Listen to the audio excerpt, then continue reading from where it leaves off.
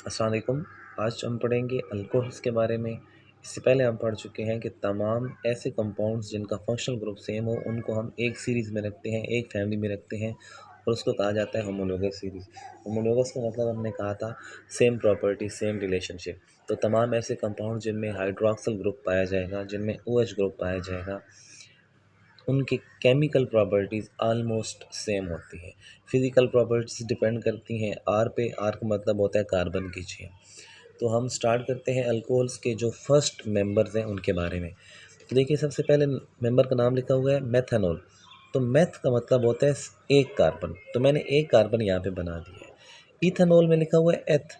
एथ का मतलब होता है दो कार्बन, तो मैंने दो कार्बन बना दिए हैं। और प्रोप का मतलब होता है तीन, तो मैंने तीन कार्बन बना दिए, 1 2 3। एंड पे हमारे पास ब्यूट। ब्यूट का मतलब है चार कार्बन, 1 2 3 एंड 4। और एक और बात हमने कही थी कि हर कार्बन की वैलेंसी 4 होती है। अब 4 लाइनें हमने हर किसी के साथ इसकी मुकम्मल करनी है। ये स्ट्रक्चरल फार्मूला मैं लिख रहा हूँ तमाम कंपाउंड्स का। तो ये देखिए, मैंने तमाम कंपाउंड्स की 4 लाइंस कंप्लीट कर दी हैं। ऐसे कंफर्म करने के लिए देखते हैं कि देखिए सेंटर में कार्बन है 1 2 3 एंड 4। इस तरह हर कार्बन की 4 लाइनें पूरी हैं। अब क्योंकि ये अल्कोहल्स है, अल्केन में और अल्कोहल में इतना फ़र्क है, अल्केन में तमाम तरफ हाइड्रोजन एटम लगे होते हैं, लेकिन यहाँ पे ये शर्त नहीं है। यहाँ पे शर्त है कि कम से कम एक जगह पर OH का होना ज़रूरी है। आप किसी भी एक लाइन के साथ, किसी भी एक बॉन्ड के साथ आप OH ग्रुप ऐड कर सकते हैं। ऊपर करें नीचे करें, जहाँ पे आपकी मर्ज़ी है। तो मैं ऐसे समझाने के लिए इसको रैंडमली हर जगह पे लिख रहा हूँ। तो हर कंपाउंड का मैंने एक एक OH ऐड कर दिया है, बाकी तमाम जगहों पर हमने इसके H ऐड कर देना, इस तरह बाकी ऑनवर्ड तमाम जगहों पे। तो अब हम इसका, ये मैंने स्ट्रक्चरल फार्मूला लेके, अब मैं इन्हीं के सामने इन्हीं के नीचे इनका मालिक्यूलर फार्मूला लिखता हूँ। ये देखिए C है, कितने H हैं इसके साथ, 1 2 3, CH3 और साथ OH मौजूद है, CH3OH। ये फार्मूला होता है मिथेनॉल का। नेक्स्ट हम आए तो इथेनॉल है, तो इसमें दो कार्बन है, C2 है, 1 2 3 4 एंड 5। H कितने हैं हमारे पास, 5 एंड 1 OH। तो C2H5OH, this is formula of ethanol. Next one is propanol, 1 2 3 C3, 1 2 3 4 5 6 7 H7 and 1 OH। तो ये प्रोपानॉल का फार्मूला है। नेक्स्ट वन इज़ ब्यूटानॉल, तो इसमें हमारे पास C4 है, 4 8 9 H9 एंड 1 OH। तो ये मैंने स्ट्रक्चरल फार्मूला भी लिख दिया है और मालिक्यूलर फार्मूला भी लिख दिया है पहले चार अल्कोहल्स का। इसी तरह किसी भी और अल्कोहल का हम लोग फार्मूला लिख सकते हैं। एक और चीज़ है, जिस कार्बन पे OH मौजूद होगा, जिस तरह यहाँ पे देखें ये पहले कार्बन पे है, तो आप नाम के साथ 1 भी लगा सकते हैं, 1 प्रोपेनॉल। अगर ये OH कार्बन नंबर 2 पे चला जाए तो हम इसको 2 प्रोपेनॉल कह सकते हैं। इस तरह जिस कार्बन पे OH मौजूद होगा हम उसके नाम के साथ वो मेंशन कर सकते हैं। तभी मैंने 1 ब्यूटानॉल लिख दिया है। इसको लिखने का एक और तरीका भी होता है कि हम यूँ भी लिख सकते हैं, ब्यूटा 1 ओल। अब ये जो OL एंड पे लगा हुआ है, कल भी हमने डिस्कशन की थी जो लास्ट लेक्चर था OL। तो OL क्या था, फैमिली नेम रिप्रेजेंट करता है। ये जो पीछे है ये पेरेंट नेम कह लें या कार्बन चेन नेम कह लें, ये वो है। और जो एंड पे नाम होता है, जिस तरह OL लगा हुआ है, तो ये हमारे पास उसकी फैमिली नेम है।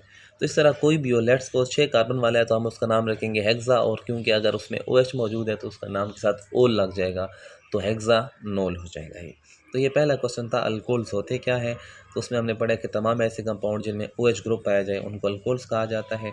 उनका जनरल फार्मूला पढ़ा है और उनके पहले चार मेंबर्स के हमने स्ट्रक्चरल एंड मालिक्यूलर फार्मूला पढ़ लिए।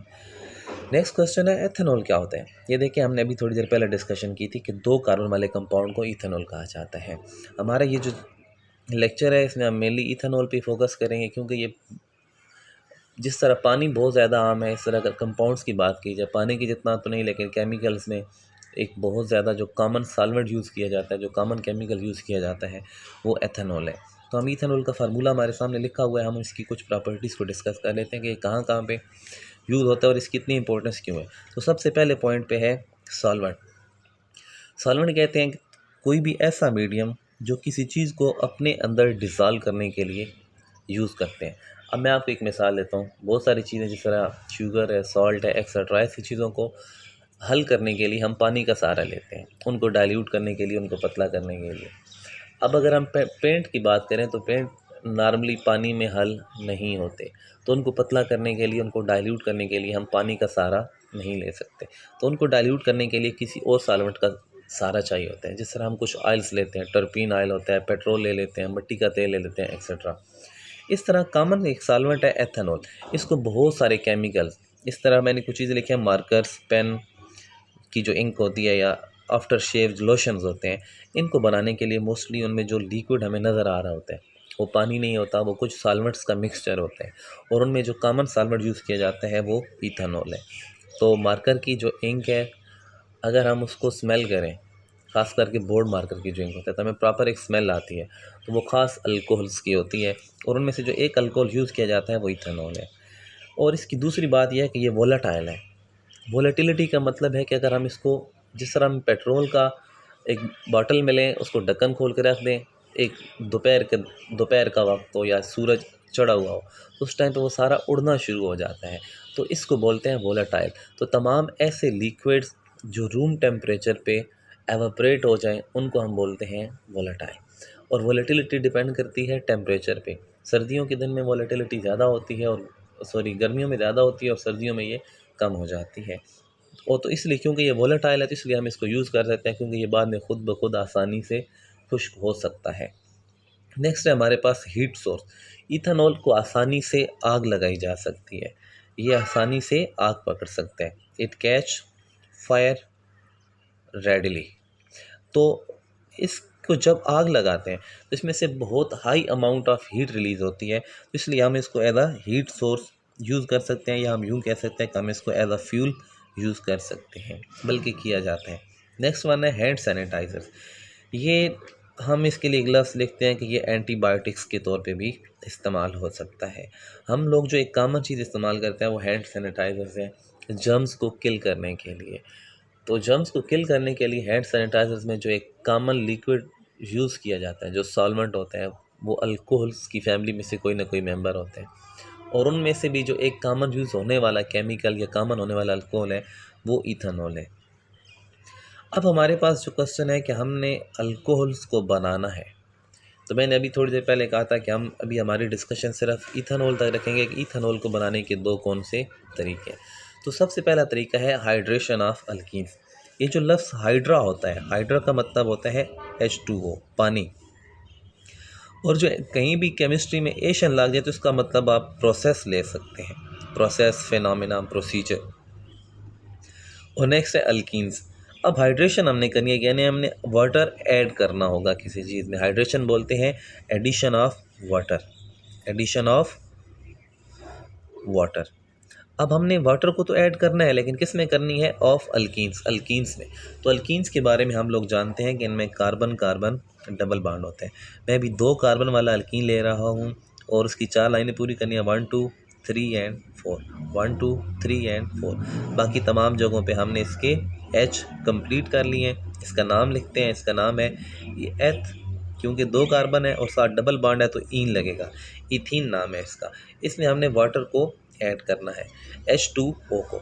मैं अपनी आसानी के लिए इसको HOH लिख रहा हूँ, HOH है तो ये H2O ही, लेकिन मैंने इसको ओपन करके लिख दिया, इसका स्ट्रक्चरल फार्मूला लिख दिया है। अब इसमें हमारे पास 2 चीज़ें हैं, एक तो H है और दूसरा OH है।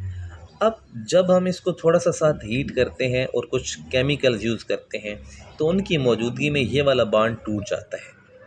सी सिंगल बॉन्ड, ये जो डबल बॉन्ड है ये टूट के सिंगल बॉन्ड रह जाता है। एक H साथ दूसरा H, इधर भी एक H था और यहाँ पर भी एक H था। अब यहाँ पे जो फ़र्क आता है, जो ये वाला हमारे पास हाइड्रोजन मौजूद है, ये कार्बन पे ये H चला जाएगा। अब मैं उस H को यहाँ पे लिख देता हूँ, क्योंकि वो बॉन्ड टूट गया तो इसने अपना नया बॉन्ड बनाना है, इसने अपनी 4 लाइनें पूरी करनी है, 1 2 3 एंड 4। अब देखिए इसकी भी 3 रह गई हैं, 1 2 3, तो इसके साथ क्या चीज़ लग जाएगी? OH। अब हम इसी को सही करके लिख लेते हैं। C है तो हमारे पास C के साथ कितने H लगी हुई हैं? 1 2 3, CH3। और साथ क्या है? C के साथ 2 H हैं, CH2। और साथ क्या लगा हुआ है? OH। तो इसको इस तरह भी लिखा जा सकता है, या जिस तरह हमने ऊपर लिखा था, इसका ये फार्मूला था। तो C टोटल कितने हैं? C2 एच हमारे पास कितने हैं, 3 + 2 5, C2H5 और साथ क्या लगा हुआ है हमारे पास OH। तो ये देखिए ये दोनों फार्मूला सेम है। तो ये जो चीज़ हमने बनाई है इसका नाम क्या है, इथेनॉल। तो इथेनॉल को बनाने का एक तरीका ये है कि हम अल्कीन्स में वाटर को ऐड करें, और वाटर को ऐड करने के लिए हमें कुछ कंडीशंस चाहिए होती हैं, अभी हम यहाँ पे वो मेंशन नहीं कर रहे। तो नॉर्मली थोड़ी सी चाहिए होती है, तो उसके बाद ये बॉन्ड्स नए बन जाते हैं, तो इथीन से इथेनॉल बन सकते हैं। तो ये एक पेपर पॉइंट अभी उससे भी इम्पोर्टेंट है कि इथीन से इथेनॉल कैसे बनता है। तो सिंपल सी बात है कि हमें उसकी हाइड्रेशन करना पड़ती है। तो अल्कीन से अल्कोहल बनाए हमने, इस रिएक्शन के क्या फ़ायदे हैं और क्या नुकसान है हम उसके बारे में पढ़ते हैं। सबसे पहला जो इसका एडवांटेज है वो ये है कि रिएक्शन फास्ट है, ये रिएक्शन बहुत जल्दी होता है और आसानी से हो जाता है। दूसरा रिएक्शन ये है, दूसरा एडवांटेज ये है प्योरिटी। इसमें जो हमारे पास अल्कोहल बन रहा है वो हाई प्योरिटी अल्कोहल होता है, क्योंकि देखें यहाँ पे कोई भी सेकंड प्रोडक्ट नहीं बन रहा, सिर्फ अल्कोहल ही बन रहा है। तो अगर हम यहाँ से अल्कोहल को टाइम टू टाइम जब बनता जाए हम निकालते जाएं, तो ये रिएक्शन कंटिन्यूसली चलता रहेगा। अगर हम उसमें रिएक्टेंट ऐड करते जाएं और प्रोडक्ट निकालते रहें तो ये रिएक्शन नॉन स्टॉप चलता रहेगा, और जो हमारे पास प्रोडक्ट होगी वो प्योरिटी की होगी। अब इसके नुकसानात पे आते हैं, हम इसकी यील्ड पे आते हैं।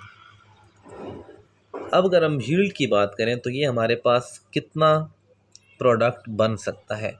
मैंने आपको पहले बोला था कि यहाँ पे हमें हीट देना पड़ती है इस रिएक्शन में, तो एक ख़ास टेम्परेचर आता है कि उस टाइम पे ये रिएक्शन रिवर्सिबल होना शुरू हो जाता है। ये रिवर्सिबल का मतलब होता है कि रिएक्शन बैक डायरेक्शन में जाना शुरू हो जाता है। ये जो OH और H हैं दोबारा मिल के H2O बना देंगे और बाकी दोबारा से अल्कीन बन जाएगा।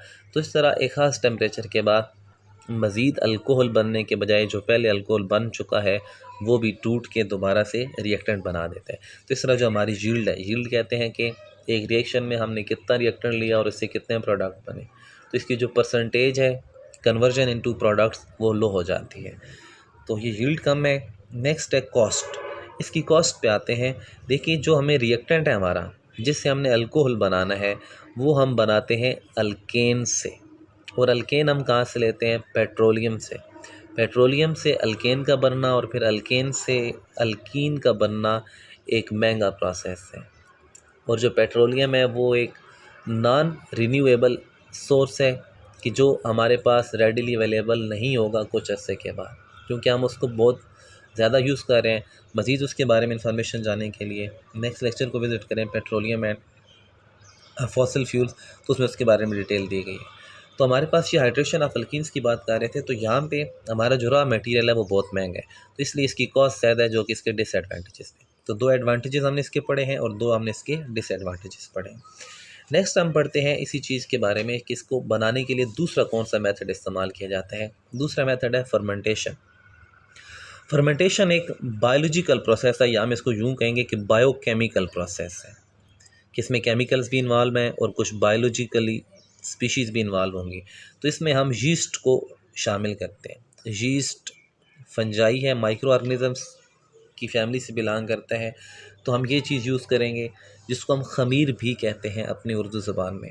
तो यीस्ट फर्मेंटेशन क्या होती है, आप कोई भी ऐसी चीज़ ले सकते हैं जिसमें शुगर मौजूद हो। तो मैं आपके लिए ये चीज़ लिख देता हूँ कि हम अगर कोई भी शुगर्स लें, अंगूर ले लें, सेब ले लें, पोटैटोस ले लें, राइस ले लें, कुछ भी ऐसी चीज़ जिसमें शुगर्स मौजूद हों, और अगर हम उसका रिएक्शन करवाएं सिर्फ यीस्ट के साथ, शुगर लें उसके अंदर थोड़ा सा यीस्ट डाल दें और उसको नॉर्मल रूम टेम्परेचर पे, रूम टेम्परेचर हमारा कितना होता है 25-30 सेंटीग्रेड, तो इतने टेम्परेचर पे इसको अगर हम रख दें, और बस एक शर्त है कि इसमें हवा मौजूद नहीं होनी चाहिए, एब्सेंस ऑफ एयर हो, तो इस शुगर से दो चीज़ें बनती हैं। एक कार्बन डाइऑक्साइड बनती है, ये गैस है। दूसरा हमारे पास H2O बनता है, और नेक्स्ट जो चीज़ हमारे पास जो हमारा प्रोडक्ट था वो था इथेनॉल बनता है। ये वो रिएक्शन है जो ड्रिंक्स बनाने के लिए, बेवरेजेस बनाने के लिए इस्तेमाल किया जाता है। इथेनॉल नॉर्मली ड्रिंकिंग अल्कोहल है। ये जो अल्कोहल कंज्यूम की जाती है in the form of beers और विस्की, वो इथेनॉल होती है जो ड्रिंकिंग अल्कोहल है। उसमें उसकी ख़ास परसेंटेज होती है और बाकी जूसेस और वाटर एक्सेट्रा चीज़ें मौजूद होती हैं उसमें। अब हम इसका रिएक्शन पढ़ते हैं। शुगर्स का हमारे पास लेट्स सपोज हमारे पास ग्लूकोज है C6H12O6, हमने यीस्ट लिए, यीस्ट अपने कुछ एंजाइम्स बनाता है, जो एंजाइम्स इस मालिक्यूल को तोड़ के ये वाले प्रोडक्ट्स बनाते हैं। हम कोई भी शुगर का सोर्स लेंगे, उसमें मिलेगी तो हमें ग्लूकोज ही, और उसमें जितने प्रोडक्ट्स होंगे उनमें जो मेन प्रोडक्ट हमारा होगा वो इथेनॉल होगा। अब इस रिएक्शन के फ़ायदे और नुकसानात पे आते हैं।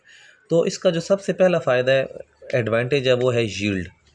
देखिए हमारे पास जो शुगर्स हैं, जिस तरह मैंने अभी जिक्र किया कि फल हों, सब्जियां हों, या कुछ प्लांट सोर्सेज हैं जिस तरह गन्ना है, शुगर बीट है, जहाँ पे शुगर बहुत ज़्यादा पाई जाती है, तो हम ये फसलें खुद से ग्रो कर सकते हैं और फिर दोबारा से उनसे ये अपना प्रोडक्ट बना सकते हैं। तो हमारे पास वो एक रिन्यूएबल एनर्जी सोर्स है कि जो हमारे रॉ मटेरियल है, शुगर्स हैं, वो ऐसी जगह से आ रही हैं जिनको हम बार बार ग्रो करवा सकते हैं, तो हमारे पास ख़त्म होने के चांसेस नहीं है। जिस तरह हमने पीछे पढ़ा था अल्कीन्स के बारे में, क्योंकि वो पेट्रोलियम से आ रहे थे और पेट्रोलियम हमारे पास ख़त्म होने के खदशा है। नेक्स्ट चीज़ थी कॉस्ट। तो जिस तरह अभी हमने बोला है कि ये शुगर्स हैं, ये तो प्लांट से आ रही हैं, तो ये रॉ मटेरियल इतना महंगा नहीं है, तो इसका रॉ मटेरियल सस्ता है। नेक्स्ट चीज़ है टाइम। टाइम का मसला है, हमें इस रिएक्शन को नॉर्मली होने के लिए वेट करना पड़ता है, कई कई दिन वेट करना पड़ सकता है आपको इस रिएक्शन के लिए। डिपेंड करता है कि आप कितना रॉ मटेरियल ले रहे हैं और आपने प्रोडक्ट कितना ले रहे हैं, तो इसमें टाइम, ये स्लो रिएक्शन है। नेक्स्ट चीज़ है हमारे पास प्योरिटी।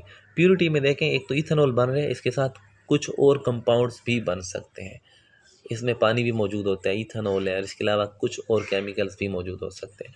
तो हमें इथेनॉल को अलग करने के लिए इसकी फिर बाद में एक और प्रोसीजर से गुजारना पड़ता है, जिसको फ्रैक्शनल डिस्टिलेशन कहा जाता है। फ्रैक्शनल डिस्टिलेशन की डिटेल के लिए नेक्स्ट लेक्चर, जिसका हेडिंग है फॉसल फ्यूल्स, उसको देखें।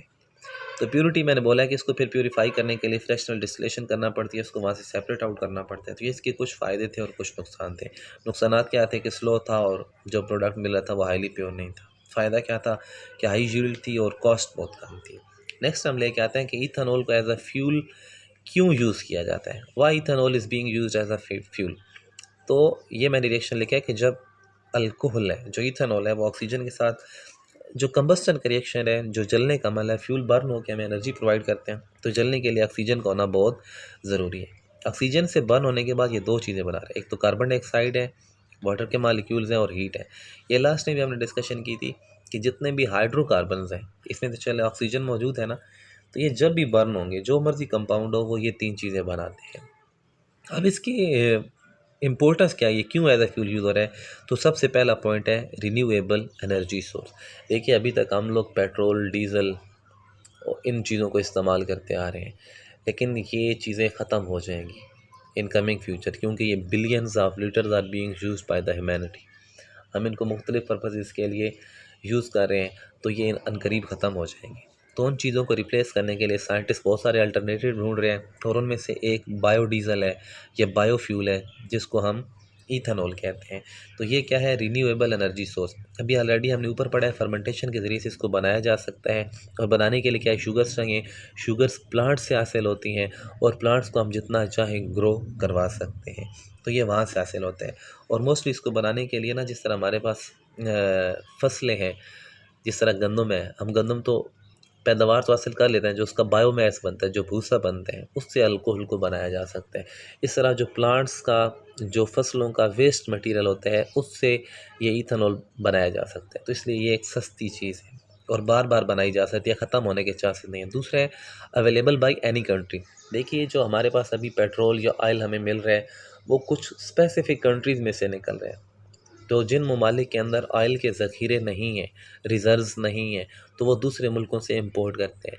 लेकिन अगर इसी की मैस प्रोडक्शन की जाए, बड़े लेवल पे प्रोडक्शन की जाए, तो कोई भी मुल्क अपना फ्यूल खुद बना सकता है in the form of ethanol.